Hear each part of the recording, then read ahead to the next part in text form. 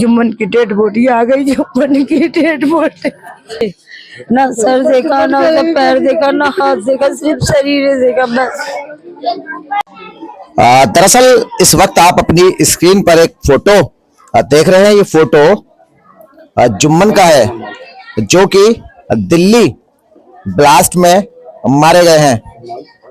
परिवार का कहना है कि जुम्मन ब्लास्ट वाले दिन ई रिक्शा लेकर लाल किला इलाके में पहुंचे थे और जब काफी देर तक इनको जुम्मन के बारे में कुछ नहीं पता चला, तो जैसा कि जुम्मन के परिवार का कहना है कि उनके ई रिक्शा में, परिवार का कहना है कि रिक्शे में जीपीएस लगा था और जीपीएस की लोकेशन के बाद ये पता चला कि जुम्मन उसी जगह पर मौजूद था जहां पर ब्लास्ट हुआ, यानी कि मेट्रो गेट नंबर 1 के बाहर जुम्मन की लोकेशन आई।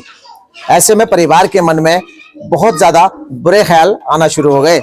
जैसा कि बताया जा रहा है कि जुम्मन घर से निकला था, काम के लिए निकला था और शास्त्री पार्क इलाके में जुम्मन रहता है। मैं एक बार तस्वीरें आपको यहाँ दिखाऊंगा। देखिए, हम शास्त्री पार्क इलाके में पहुंचे हैं और ये आपको एक पतली गली आपको नजर आ रही होगी। जुम्मन इसी गली में किराए के मकान पर रहते हैं, जिसमें बताया जा रहा है कि जुम्मन के 3 बच्चे हैं, जिसमें करीब 13 साल का बेटा है और दो छोटी मासूम बेटियां जिनकी उम्र करीब 6 और 7 साल के आसपास रही होगी। जैसा कि हम देख रहे हैं, इलाके के लोग यहाँ पहुंचे हैं, जैसा बता रहे हैं। जिन्होंने जुम्मन को पहली बार देखा और जिन्होंने पहचान की, वो मेरे साथ उनके परिवार के जुम्मन के चाचा ये बताए जा रहे हैं। भाई साहब, एक बार अपना परिचय दे दें। हाँ, मेरा नाम मोहम्मद इदरीस है। इदरीस साहब, कैसे जानकारी मिली आपको जुम्मन ब्लास्ट का शिकार हो गया, जुम्मन ब्लास्ट में शहीद हो गया, कैसे जानकारी मिली आपको? जैसे कि वो सुबह निकला था रिक्शा लेके, बैटरी रिक्शा उसी साइड में चलाता है। तो 7 बजे जब वो दोपहर को खाना खाने नहीं आया, उसकी वाइफ ने फोन करा, बोले शाम को आते हैं हम। जब वो 6 साढ़े 6 बजे कुछ ऐसे हुआ वहां पे ब्लास्ट वगैरह, तो उसे फोन करा। उसके पास फोन रहता है हमेशा, वो फोन उसका नहीं लगा। तो उसकी सिस्टर को भेजा कि देख के आओ रिक्शे की लोकेशन। तो अभी 4 हो गई 8, उसके बाद जाने नहीं दिया। उसके बाद मतलब जो है दरियागंज थाने की चांदनी चौक वाले गई, तो उन्होंने कहा आप डेड बॉडी देखो, घायलों में देखो जाके। अर्बन में गए, वहां तो बहुत बुरा हाल था, जाने नहीं दिया। सुबह हो गया, सुबह से 9 बज के 10 बजे हम जो है डेड बॉडी लेने गए। बोले देख लो इसमें तो नहीं है, तो 4 में नहीं मिली। फिर हम शास्त्री पार्क थाने आए, यहाँ कंप्लेंट उसकी दर्ज कराई मिसिंग की। तो उसके बाद फोन आ गया फिर वापस कि आप आ जाओ, डेड बॉडी 4 और निकली है, इनमें से कोई हो सकता है। तो जब देखा, हम लोग गए अंदर, तो वो चांद लड़का है, उसका भाई है छोटा जुम्मन का, तो पता चला ये जुम्मन ही है। उसका सर नहीं था, पैर नहीं थे, हाथ नहीं थे। लड़के ने कह दिया ये पापा है। फिर जो है कंफर्म हो गया कि हाँ जुम्मन की डेड बॉडी है। तो जो भी वहाँ पे थे पुलिस वाले और जो है कर्मचारी, उन्होंने पंचनामा भरवाया, डेड बॉडी हमें दे दी।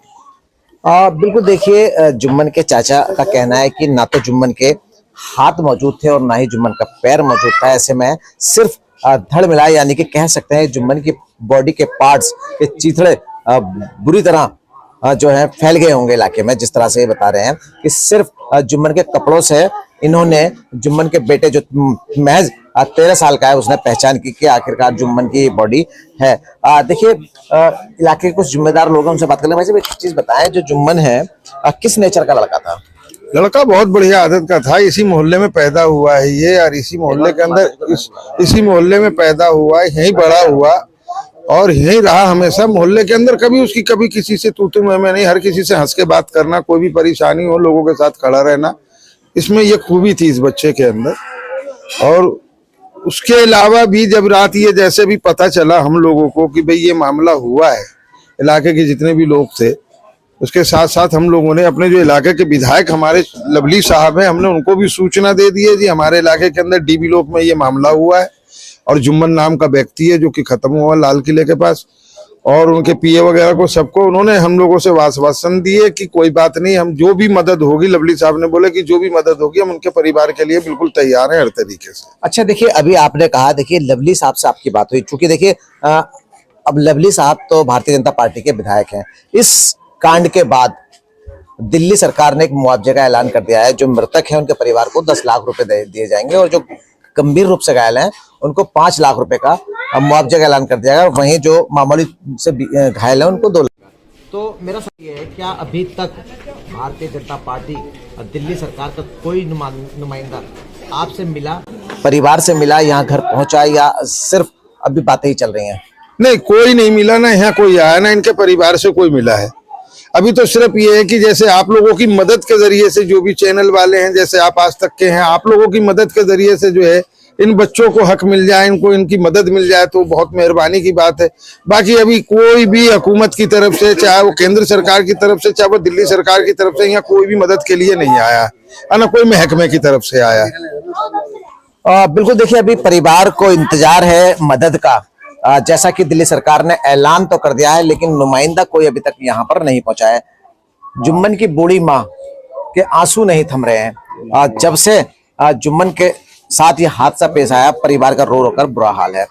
माता जी, जुम्मन को लास्ट टाइम आपने कब देखा था? बस जुम्मन को बस कुछ नहीं देखा, लास्ट टाइम तो एक डेड बॉडी मिला जब देखे जुम्मन को। नहीं, जब जुम्मन सही था तब आपसे मिलकर गया? जब जुम्मन सही था ना, तो मेरी बड़ी भाई लड़की का दावत हुआ था तो वही मिला, बस उसके बाद फिर नहीं मिला। माता जी, देखिए दिल्ली में कितना बड़ा कांड हो गया, बहुत सारे लोग उसमें मारे गए, बहुत सारे लोग उसमें घायल हुए हैं। उसमें एक जुम्मन जो कि शास्त्री पार्क में अपने बच्चों के साथ रहता था, छोटे छोटे बच्चे, जैसा आप देख रहे हैं, 13 साल के बेटा है, 6-7 साल की बेटियां हैं, 2 बेटियां हैं, किराए के मकान में वो रहता है। दिल्ली सरकार ने ऐलान हालांकि कर दिया है कि अब मुआवजा दिया जाएगा, तो क्या, मेरा सवाल आपसे है कि दिल्ली सरकार का कोई नुमाइंदा यहाँ आया? नहीं आया, कोई भी नहीं आया। मेरे तो दरखास्त है कि वो आए, हम लोग का बयान ले, मेरे बच्चे को सहायता करें, बस मुझे कुछ नहीं चाहिए, जितने का लाल मारे उसकी सहायता करे, और क्या चाहिए मुझे? मेरे बस विकलांग बहू है, उसका सहायता करे, और क्या चाहिए मुझे? मुझे और कुछ नहीं चाहिए, मेरी बहू का साथ दे बस। अच्छा, क्या नाम है आपका? रेशमा। रेशमा, ये जो जुम्मन है वो आपके कौन थे? भाई है। अच्छा, कैसे जानकारी मिली कि जुम्मन के साथ ये हादसा पेश आ गया है? मैं लेबलिटी रहती हूँ। वहाँ से जब मैं निकल के गई तो हमें पता नहीं चला था कि वहाँ पे हमारा भाई है। वहीं से निकल के गई हूँ चांदनी चौक होके, तो हमें पता नहीं था। फिर अम्मी का फोन आया, जुम्मन का फोन नहीं लग रहा है, तब हमें पता चला। बिल्कुल, देखिए परिवार जुम्मन का शास्त्री पार्क इलाके में रहता है। अच्छा, ये बताएं कितने घंटे बाद आपको पता चला जुम्मन का? जैसे आप तलाश रहे थे लगातार, कितने घंटे बाद आपको? जब वहाँ पे ब्लास्ट 7 बजे वहाँ से कुछ रिक्शे वाले वहाँ से आए, ये भी एक्चुअली वहीं पे रिक्शा चलाता था, तो शक हुआ कि ये वहीं पे रहता है, वो ब्लास्ट वहाँ पे हुआ है, तो इसे फोन मिला है इसकी घर वाले ने। एक रिक्शे वाले ने देखा था, उनके दोस्त ने देखा था, उसने बोला कि 6 बजे तक तो यही था, जुम्मन वहीं पे था, 6 बजे तक सवारी लेके जा रहा था, और एक निकल के जा रहा था, उसके दोस्त जो साथ में थे वो बोले 6 बजे तक थे। फिर उसके बाद से 8 बजे से जो फोन लगाया गया, फोन लगा ही नहीं है उसका, बिल्कुल बंद है, फोन बंद ही है। जब रहे है ही नहीं तो फिर कहाँ से? वही मेरा सवाल है, कितने घंटे बाद आपको जानकारी मिली? हमें तो उम्मीद थी 9 बजे तक के होगा, कहीं पे बैठा होगा, फिर रात हो गई, 11 बज गए, हॉस्पिटल देख लिया, 12 बज गए। जब 1 बजा तो वो होशियार बंदा था, ड्राइवर था, फोन कर सकता था अपने घर पे, अगर फोन बैटरी भी डाउन है। जब फोन नहीं आया तो कंफर्म हो गया कि इसके साथ कुछ हादसा हो चुका है। जब 1 बजा सुबह हुआ तो और पक्का हो गया कि कुछ ना कुछ हो गया है।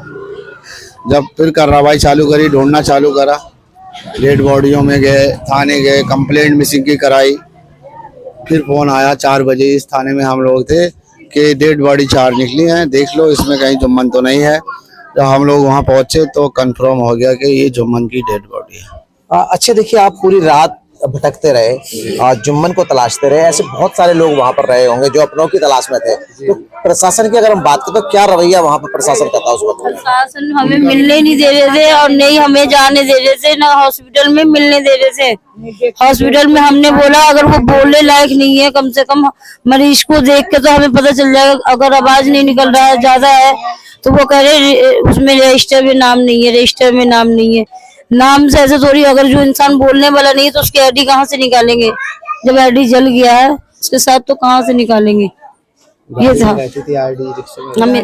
बिल्कुल, देखिए जो ई रिक्शा था वो आपको मिला, उसके कुछ नहीं मिला, हमें तो कुछ भी नहीं मिला। जहाँ पे ये हादसा हुआ, रिक्शे की लोकेशन वहीं पे बार बार आ रही थी, और 9 बजे बिल्कुल खत्म हो गई, और लोकेशन है शायद मेरे पास, वहीं पे बंद दिखा रहा, मतलब खत्म। मतलब अभी तक उस रिक्शे का भी नहीं पता कि कहाँ है, परकच्छे उड़ गए या पुलिस के पास है, किसी थाने में खड़ा है, कोई नहीं पता।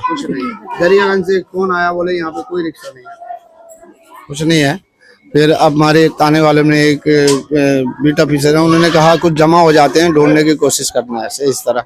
बाकी होगा भी तो सुरक्षित नहीं होगा, जब लोगों के पार्ट्स नहीं रहे तो रिक्शे की क्या औकात है। बिल्कुल, देखिए जब लोगों के बॉडी के पार्ट्स नहीं रहे तो रिक्शे का क्या हाल होगा, ये अपने आप में कहीं ना कहीं झंझोड़ देने वाली कहानी सामने आई है। न जाने इस ब्लास्ट में कितने सारे परिवार बर्बाद हो गए। चूंकि देखिए घर से आदमी सही सलामत कमाने के लिए निकला। तो उसकी लड़की रोई है, बड़ी वाली लड़की, बिल्कुल सांस वो सब रोक दी। हम लोग तो उसकी फुप्पो है, मगर वो सबसे ज्यादा रोई है, सबसे ज्यादा बच्ची रोई है। आप बिल्कुल जाहिर सी बात है, बेटियों को बाप से प्यार भी बहुत ज्यादा होता है। बेटी देखिए, छोटी बेटियां हैं, 6-6, 7-7 साल, 8-8 साल की उनकी उम्र है। ऐसे में अचानक से उनके बाप अगर चला जाए, जिसने जीवन में कभी नहीं सोचा होगा कि इस तरह का ब्लास्ट होगा और उसके ये शिकार होंगे, इस तरह के हादसा इनके साथ पेश आएगा। मैं देख रहा हूँ परिवार बहुत ज्यादा स्थिति अच्छी नहीं है। दिल्ली शास्त्री पार्क एरिया में किराए के मकान में रहते हैं। अब आप सोच सकते हैं कि परिवार की स्थिति क्या रही होगी।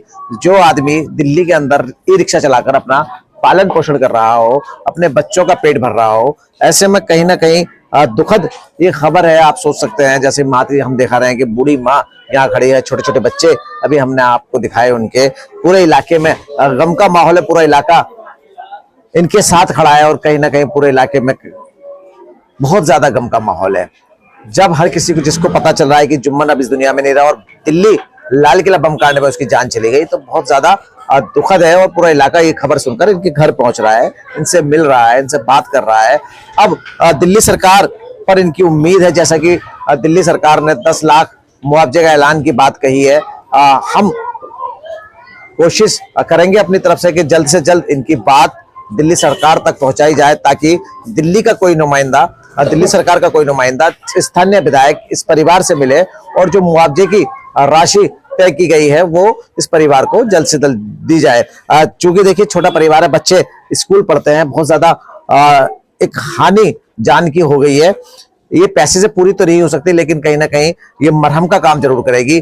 चूंकि देखिए हम कह रहे हैं कि एक परिवार का मुखिया चला गया और उसको पैसे से आकलन नहीं किया जा सकता, लेकिन कहीं ना कहीं थोड़ा बहुत मरहम जरूर लगेगा। जैसा कि परिवार छोटा है, बच्चे छोटे हैं, अभी उनके स्कूल के खर्चे हैं, उनके परिवार का खर्चा है, किराए का मकान है। और सबसे बड़ी बात यही बता रहे जो इलाके के लोग हैं, उनकी जो पत्नी है वो विकलांग है, वो भी कुछ नहीं कर सकती। अब सवाल यही है बच्चों के भविष्य का, जो परेशानियां हमें, क्या परेशानी आएंगी भविष्य में, इस तमाम बातों पे। चूंकि देखिए अभी मामला अगर हमें लोग बात करते हैं, धीरे धीरे ये बात सब लोग भूल जाते हैं, जिस पर पड़ती है फिर उसको झेलना पड़ता है। कैमरा पर्सन शान के साथ इसरार अहमद, दिल्ली।